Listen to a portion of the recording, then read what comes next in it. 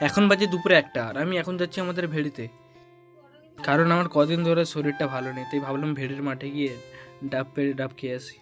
আর বলতে বলতে আমাদের ভেড়ির মাঠের সামনেও চলে এসেছি, দেখতেই পাচ্ছ। এখন যাওয়া যাক ভেড়ির দিকে। আর বলতে বলতে এখন ভেড়ির ভিতরে পৌঁছে গেছি। আর দেখো, দেখছিলাম ঘুরে ঘুরে চারদিকটা যে ধান গাছগুলো কেমন হয়েছে।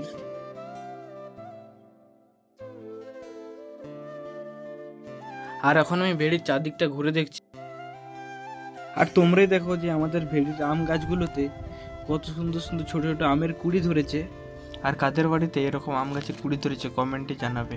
আর বলতে বলতে এখন আমি নারকেল গাছের কাছে চলে এসেছি। আর চারদিকটা ঘুরে ঘুরে দেখছি কোন গাছটা ডাব হয়েছে। আর দেখো, এই গাছটাতে 3টে ডাব হয়েছে। আর 3টে ডাবের মধ্যে একটা ডাব পেড়েছি আমি খাওয়ার জন্য। আর এখন যাচ্ছি আমি বাড়ির দিকে। আর বাড়ি আসার সময় দেখা হয়ে গেল আইসক্রিম দোকানের সাথে। তো আইসক্রিম দোকানের কাছ থেকে 4টে আইসক্রিম নিলাম বাড়ির জন্যে। আর এখন আমরা আইসক্রিম খাই, দেখা হচ্ছে পরের ভিডিওতে। আর যাওয়ার সময় সবাই রাধে রাধে বলতে ভুলো না।